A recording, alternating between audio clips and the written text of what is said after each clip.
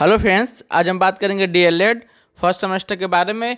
आज के दोस्तों हमारा जो विषय है वो है बाल विकास एवं सीखने की प्रक्रिया। ठीक है, इसमें दोस्तों मैं कुछ वीडियो बना चुका हूँ, उसको आप प्लेलिस्ट में जाके देख सकते हैं। अगर दोस्तों आप मेरे चैनल पर नए आए तो मेरे चैनल को सब्सक्राइब कर लीजिए, क्योंकि दोस्तों मैं आप लोगों के ऐसे इंपॉर्टेंट वीडियो बनाता रहूँगा। ठीक है, तो आज का जो मेरा टॉपिक है वो है विभिन्न अवस्थाओं में संवेगात्मक विकास। मतलब जो आपका जो शैशवावस्था है, बाल्यावस्था है और किशोरावस्था के संवेगात्मक विकास के बारे में चर्चा करेंगे। इसके बारे में कुछ लाइन देख लेते हैं। संवेगात्मक विकास मानव जीवन के विकास व उन्नति के लिए आवश्यक है। ठीक है, मानव के विकास व उन्नति के लिए क्या आवश्यक है? संवेगात्मक विकास। ठीक है, यह विकास मानव जीवन को बहुत प्रभावित करता है। संवेगात्मक जो विकास है वो मानव के जीवन को बहुत ही प्रभावित करता है। वो उसी से उसके व्यक्तित्व निर्माण में सहायता मिलती है। ठीक है, जब व्यक्ति अपने संवेग जैसे दोस्तों भय, क्रोध, प्रेम आदि का सही प्रकाशन करना सीख लेता है तो उसे संवेगात्मक विकास कहते हैं। मतलब कोई भी व्यक्ति या बालक हो, वो अपने भय, क्रोध या प्रेम को सही तरह से प्रकाशित करने लगता है तो उसे ही कहते हैं कि उस बालक का संवेगात्मक विकास हो चुका है। ठीक है, अब दोस्तों हम लोग नेक्स्ट पॉइंट पर देखेंगे। इसमें क्या दिया है कि शैशवावस्था में संवेगात्मक विकास। ठीक है, तो सबसे पहले शैशवावस्था की बात कर लेते हैं। कुछ पॉइंटें दिए हैं, उस पॉइंटों को हम लोग देख लेते हैं। जो पहला पॉइंट है, शिशुओं का संवेगात्मक विकास धीरे धीरे, ठीक है, अस्पष्टता की ओर होता है। ठीक है, मतलब जो शिशु है उसका विकास, संवेगात्मक जो विकास है क्या धीरे धीरे होता है। ठीक है, और सेकेंड पॉइंट हम लोग देख लेते हैं, विशिष्ट संवेग मंद गति से या मंद गति के स्वभाव के साथ जुड़ता है। ठीक है, और नेक्स्ट पॉइंट हम लोग देख लेते हैं, शारीरिक आयु के साथ साथ संवेगात्मक विकास में तीव्रता होती है। ठीक है, मतलब शारीरिक, मतलब जैसे जैसे बालक का शारीरिक विकास होता है उसी के अनुसार उसका कौन कौन सा संवेगात्मक विकास में तीव्रता आ जाती है। ठीक है, अब दोस्तों हम लोग अगले पॉइंट में देखेंगे, कुछ इंपॉर्टेंट पॉइंट है उसको देख लेते हैं। शिशु के संवेगात्मक विकास को हम निम्न रूप से प्रदर्शित कर सकते हैं। ठीक है, तो इसमें देख लेते हैं, जो क्रम संख्या दिया उसको हम आप लोग देख लीजिएगा। फिर आयु, महीना दिया है और संवेग के प्रकार। ठीक है, तो देख लेते हैं, जब जन्म के समय बालक क्या होता है, उत्तेजना हो जाता है। ठीक है, जब बालक 1 माह का हो जाता है उस समय पीड़ा और आनंद की अनुभूति करने लगता है। ठीक है, जब बालक 3 माह का हो जाता है तो वो क्रोध का भी अनुभूति करने लगता है। जब बालक 4 माह का हो जाता है तो वो परेशानी भी करने लगता है। ठीक है, जब बालक 5 माह का हो जाता है तो उसके अंदर भय उत्पन्न हो जाती है। ठीक है, जब बालक 10 माह का हो जाता है उसके अंदर प्रेम की भावना भी उत्पन्न हो जाती है। और जब बालक 15 माह का हो जाता है तो उसके अंदर ईर्ष्या की भावना जागृत हो जाती है। जैसे मतलब कोई भी बालक, एक माँ है वो अपने बालक की जगह पर किसी और बालक को ली है तो वो उसको देख के उसके अंदर ईर्ष्या आने लगती है। ठीक है, और जो 24 माह का बालक है वह खुशी और प्रसन्नता जाहिर करने लगता है। और दोस्तों इसमें कुछ और पॉइंटें हैं, इम्पॉर्टेंस है, उसको देख लेते हैं। शैशवावस्था में मुख्यतः भय, क्रोध व प्रेम आदि 3 ही संवेग विकास होता है। ठीक है, मतलब कि जो आपका 0 से 5 वर्ष की अवस्था है उसमें कौन कौन से होते हैं, भय, क्रोध व प्रेम का विकास होता है। ठीक है, अब दोस्तों हम लोग अगले पॉइंट में देखेंगे, शिशु थोड़ी थोड़ी देर में अपने संयोग को बदलते रहते हैं। ठीक है, जो शिशु है वह कुछ ही समय बाद अपने संयोग को बदलता रहता है, जो कभी रोता है तो कभी हंसता है। ठीक है, और कभी कभी दोनों का प्रकट एक साथ करता है। ठीक है, अब दोस्तों और पॉइंट देख लेते हैं इसमें। शैशवावस्था के अंतिम चरण में वातावरण संवेगात्मक विकास को प्रभावित करता है। ठीक है, जब अंतिम चरण में होता है तो उसमें मतलब उस बालक का जो वातावरण है उसके संवेग को प्रभावित करता है, उसके विकास को। ठीक है, अब दोस्तों हम लोग इसी में बात करेंगे कि बाल्यावस्था के जो संवेगात्मक विकास है उसके बारे में दोस्तों हम लोग चर्चा करेंगे। ठीक है, तो कुछ पॉइंटें हैं उसको देख लेते हैं। बाल्यावस्था का जो काल होता है वह 6 से 12 वर्ष का होता है। तो इस अवस्था में क्या होता है, संवेग क्या होता है, जो क्रोध, प्रेम, भय, ये सब क्या है दोस्तों, जो संवेग है क्या अस्थायित्व हो जाते हैं। ठीक है, या आना प्रारंभ हो जाते हैं।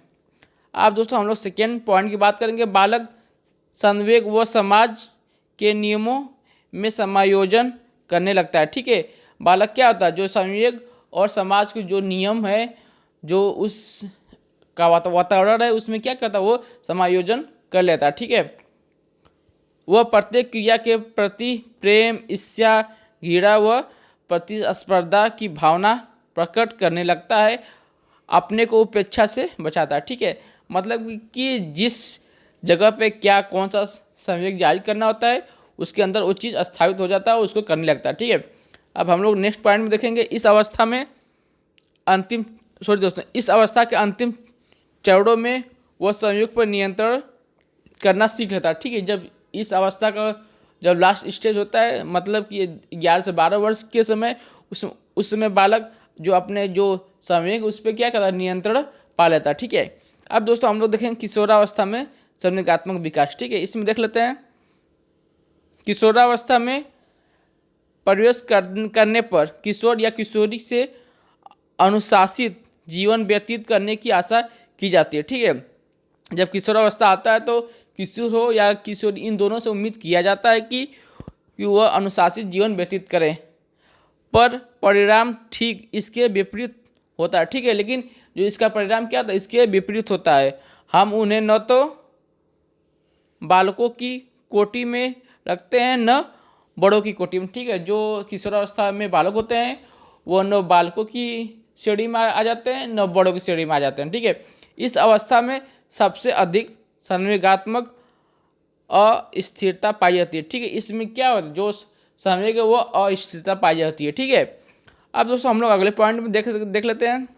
किशोर व किशोरी में प्रेम, दया, क्रोध, सहानुभूति आदि संवेग अस्थायी रूप से धारण कर लेते हैं। ठीक है, किशोर या किशोरी इस अवस्था में, इस स्टेज में क्या होता है, जो आपका प्रेम हो, दया हो या क्रोध हो या सहानुभूति है, ठीक है, ये सब क्या होते हैं, संवेग अस्थायी रूप से आ जाते हैं। ठीक है, वह इन पर नियंत्रण नहीं रख पाता, अतः सामान्यतः अन्यायी व्यक्ति के प्रति क्रोध व दुखी व्यक्ति के प्रति दया की अभिव्यक्ति करता है। ठीक है, वो अपने संयोग पर कंट्रोल नहीं कर पाता है।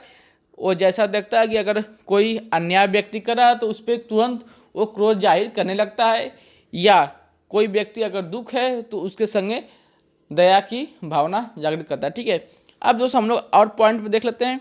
किशोर हो या किशोरी की जो शारीरिक शक्ति की उसके संयोग पर छाप होता है। ठीक है, जैसे सबल व स्वस्थ किशोर में संवेगात्मक स्थिरता व निर्बल व अस्वस्थ किशोर में संवेगात्मक अस्थायी पाया जाता है। ठीक है, अब दोस्तों हम लोग अगले पॉइंट में बात करेंगे। किशोर या किशोरी अनेकों बातों के बीच में चिंतित रहते हैं। ठीक है, ये दोनों बहुत सी बातों के बीच में क्या होते हैं, चिंतित रहते हैं। उदाहरण में हम लोग देख लेते हैं। अपनी आकृति, स्वास्थ्य, सम्मान, धन प्राप्ति, शैक्षिक प्रगति या सामाजिक सफलता आदि के बारे में ये लोग चिंतित रहते हैं। ठीक है, अब दोस्तों अगले पॉइंट हम लोग बात करेंगे, इसमें क्या दिया उसके बारे में देख लेते हैं।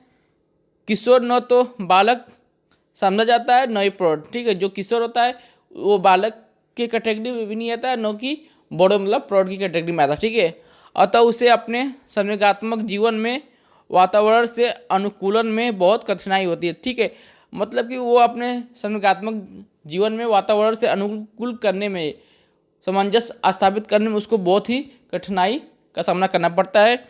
यदि वह अपने प्रयास में असफल रहता है तो उसे घोर निराशा होती है।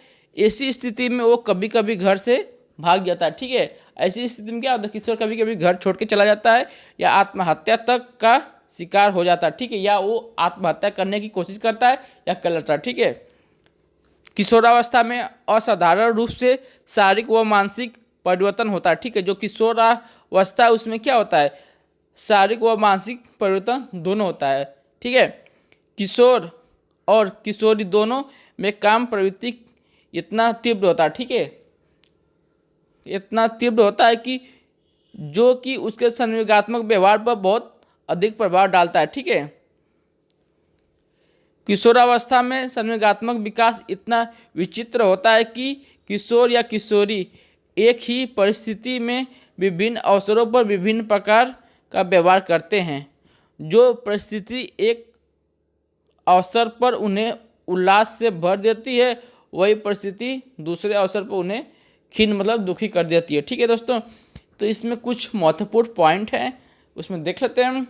जन्म के बाद बच्चों की अभिव्यक्ति स्पष्ट नहीं होती। ठीक है, जब बच्चा जन्म लेता है उसमें उसकी क्या अभिव्यक्ति स्पष्ट नहीं होती है, परंतु धीरे धीरे समय बढ़ने पर स्पष्ट होने लगती है। ठीक है, और कुछ और पॉइंट देख लेते हैं। संवेग के जो मुख्य हैं कितने प्रकार हैं, 3 प्रकार हैं। कौन कौन से? प्रेम, क्रोध और भय। ठीक है, अब दोस्तों हम लोग कुछ और पॉइंट पर बात करेंगे। अभी दोस्तों हम लोग संवेगात्मक विकास पढ़ रहे थे, अब विभिन्न अवस्थाओं में सामाजिक विकास पढ़ेंगे। मतलब कि शैशवावस्था में सामाजिक विकास कैसा होगा, बाल्यावस्था में कैसा होगा और किशोरावस्था में कैसा होगा। ठीक है, तो इन तीनों पॉइंट पर हम लोग चर्चा करेंगे। ठीक है, चलिए दोस्तों स्टार्ट कर लेते हैं।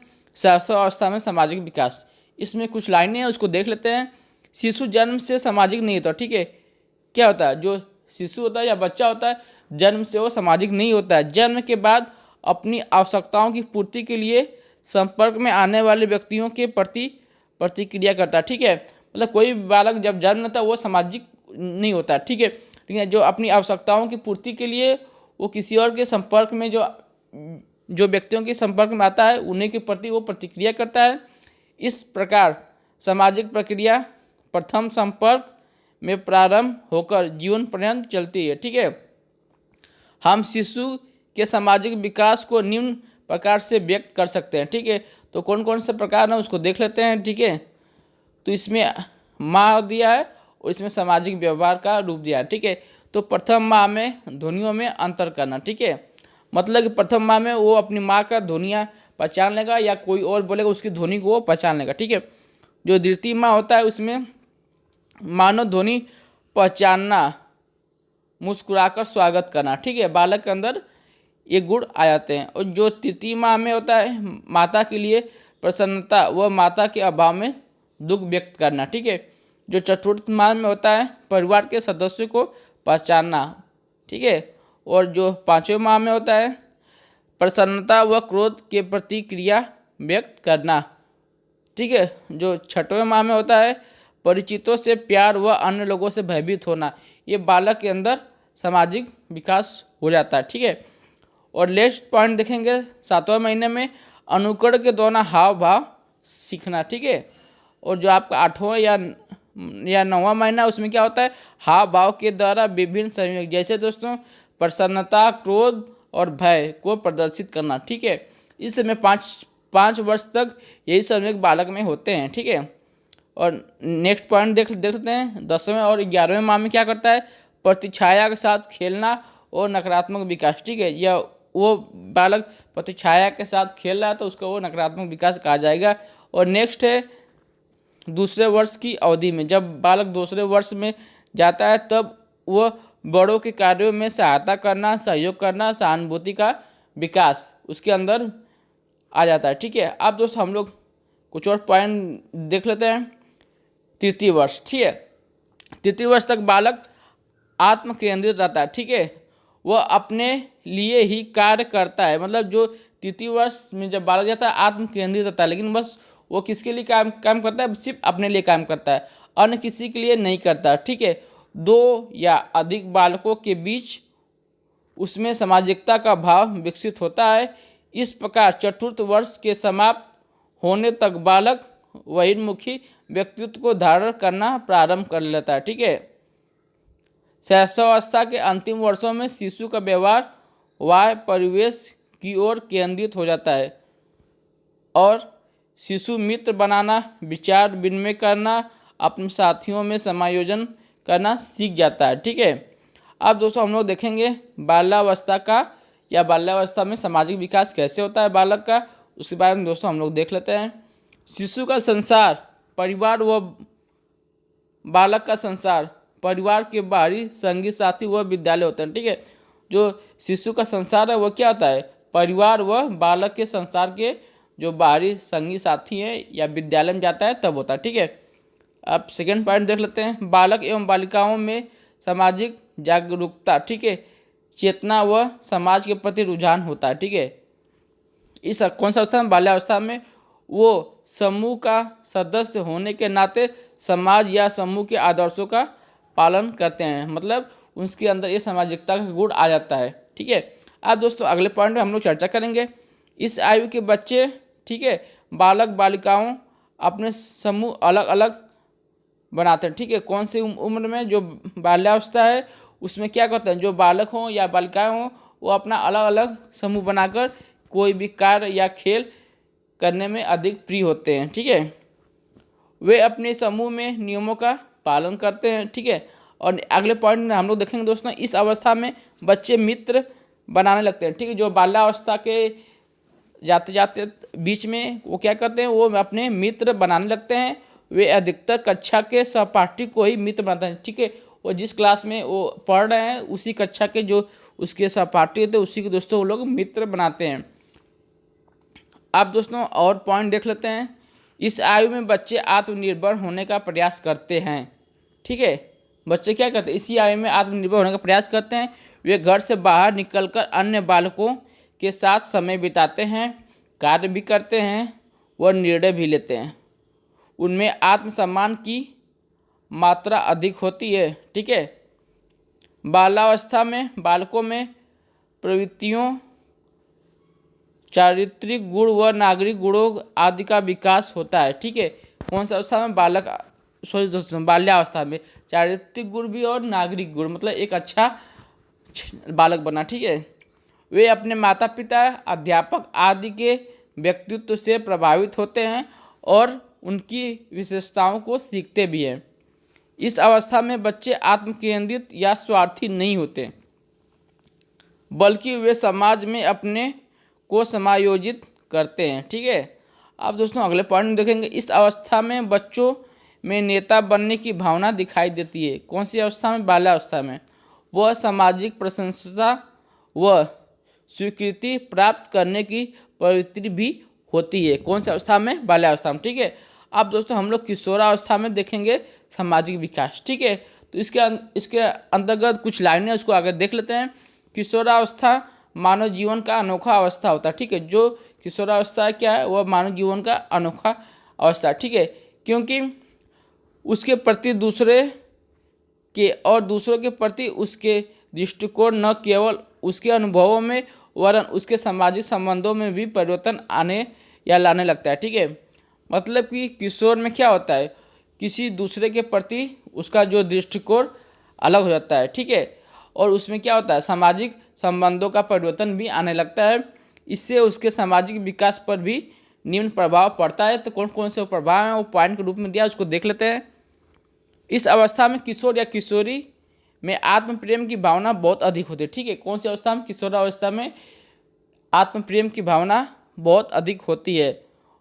वे अपनी वेशभूषा पर विशेष ध्यान देते हैं। ठीक है, मतलब वो अपनी सुंदरता पर या सजने संवरने पर विशेष ध्यान देते हैं तथा स्वयं को आकर्षक बनाने में अधिक समय व्यतीत करते हैं। मतलब वो अपना लुक, मतलब कि अच्छा दिखे, उसको बनाने की कोशिश में अपना समय बहुत ज़्यादा उसी पे व्यतीत करते हैं। ठीक है, इस अवस्था में किशोर किशोरी में विषम लिंगी आकर्षण होने लगता है। मतलब कि किशोर किशोरी की तरफ और